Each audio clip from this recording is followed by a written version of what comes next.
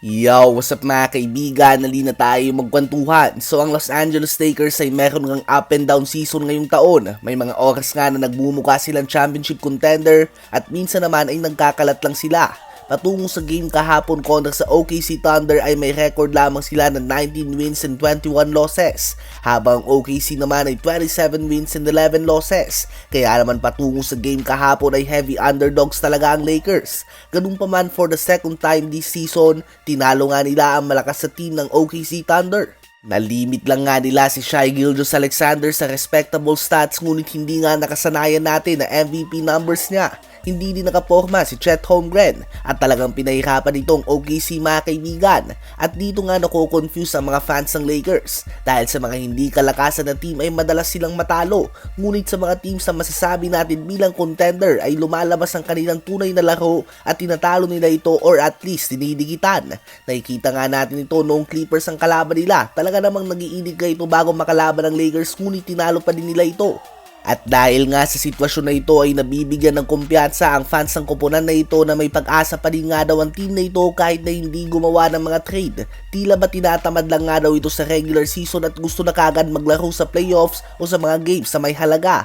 Ayon nga sa ibang fans, base sa pinapakita ng team na ito laban sa mga bigating team, ang importante nga daw sa Lakers ay ang makapasok lang sa playoffs. It doesn't matter nga daw kung number 8 o number 7 ang team na ito.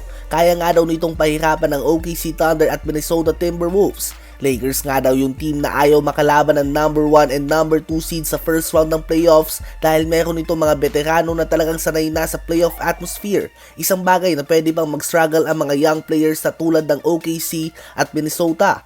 Tulad na lamang ng nangyari noon sa Memphis Grizzlies na makaharap nila ang 7 seed Lakers sa first round ng playoffs.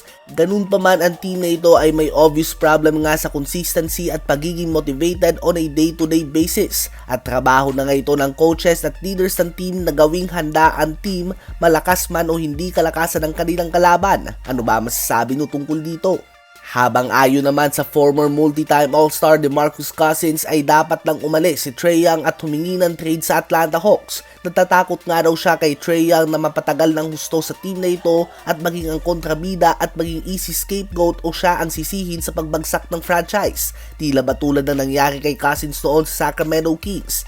Well, ayon nga sa iba't ibang sources ay bukas ang kampo ni Trae Young at welcoming sila sa idea na i-trade siya patungo sa San Antonio Spurs.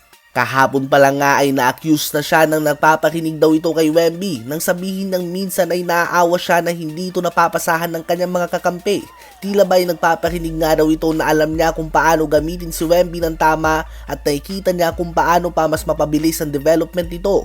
As of now, kung naglalaro lang nga sana si Wemby ng 36 minutes per game tulad ng ibang superstar, siya ay may average ng 35.5 points, 14 rebounds and 5.4 blocks per game. Kung hindi pa nga yan MVP stats ay ewan ko na lang. With Trae Young, sa tingin nyo ba ay magiging playoff team ang San Antonio Spurs?